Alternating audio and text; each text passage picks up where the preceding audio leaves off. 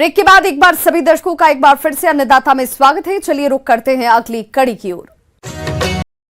प्रदेश के बेहद से किसान अगेती आलू की खेती करके अच्छा खासा मुनाफा कमाते हैं। इसीलिए हमारे जिन किसान भाइयों ने अगेती आलू की बुआई की थी तो वे अधिक पैदावार लेने के लिए अपनी फसल में कौन कौन से जरूरी कार्यों को करें, इसके बारे में जानकारी के लिए देखिए कार्यक्रम की ये विशेष प्रस्तुति। भारत में आलू का उत्पादन मुख्यतः सब्जी के लिए किया जाता है। यहाँ कुल उत्पादन का करीब 90% सब्जी के रूप में प्रयोग किया जाता है। लेकिन देखने में आता है कि इस फसल से अच्छी उपज किसानों को तभी मिलती है जब वो फसल का प्रबंधन उचित समय पर करते हैं। इसलिए हमारे जिन किसान भाइयों ने अगेती आलू की बुआई कर दी है, वो 30 दिन की खड़ी फसल में निराई गुड़ाई करके फसल को खरपतवार मुक्त कर दे। इसके बाद समय समय पर निराई गुड़ाई करके फसल को खरपतवार से मुक्त रखे, जिससे फसल की बढ़वार सही ढंग से हो सके।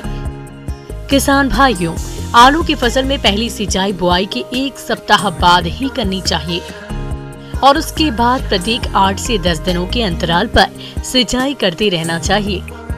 ध्यान ये रखा जाना चाहिए कि प्रत्येक सिंचाई में पानी आधी मेड़ तक ही देना है। आलू की फसल में जहां तक उर्वरक प्रबंधन की बात है, तो फसल में उर्वरकों का प्रयोग मृदा परीक्षण के आधार पर ही करना चाहिए।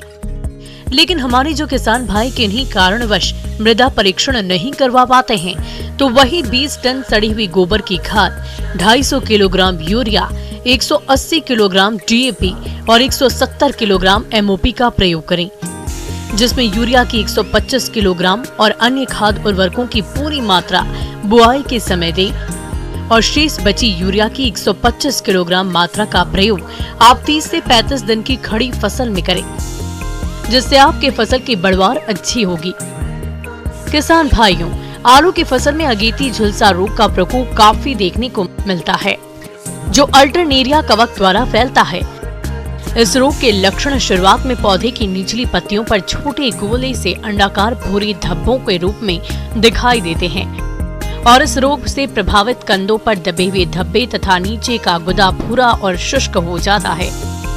इसलिए इस रोग की रोकथाम के लिए मैंकोजेब 2 ग्राम प्रति लीटर पानी में घोलकर फसल पर छिड़काव कर दें, जिससे आप इस रोग पर काफी हद तक नियंत्रण पा लेंगे।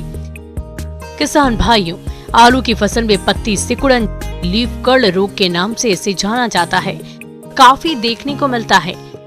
ये एक विषाणु जनित रोग है जिसे कीट द्वारा एक पौधे से दूसरे पौधे में फैलाया जाता है। इस रोग से ग्रसित पौधों की बढ़वार रुक जाती है, उनकी पत्तियां छोटी मुड़ जाती है। यदि किसान भाई इस रोग के लक्षण खड़ी फसल में दिखाई दे रहे हैं, तो आप रोगग्रस्त पौधे को उखाड़कर नष्ट कर दें और इसके अलावा इस रोग को फैलाने वाले कीट के नियंत्रण के लिए नीम तेल 5 मिलीलीटर प्रति लीटर पानी की दर से घोल बनाकर फसल पर इसका छिड़काव कर दे। यदि इस रोग का प्रकोप फसल में ज्यादा देखने को मिल रहा है, तो आप उसके रासायनिक नियंत्रण के लिए इमिडाक्लोप्रिड दवा की 1 मिलीलीटर मात्रा को 3 लीटर पानी में घोलकर फसल पर इसका छिड़काव कर दें, जिससे आप इस रोग पर नियंत्रण पा लेंगे।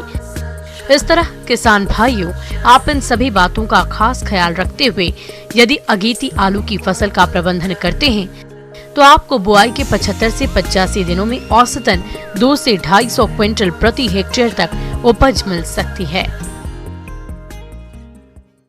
आगे और भी है खेती बाड़ी से जुड़ी हुई बहुत सी रोचक जानकारियां, पर यहां रुकेंगे एक छोटे से ब्रेक के लिए। जल्द हाजिर होते हैं।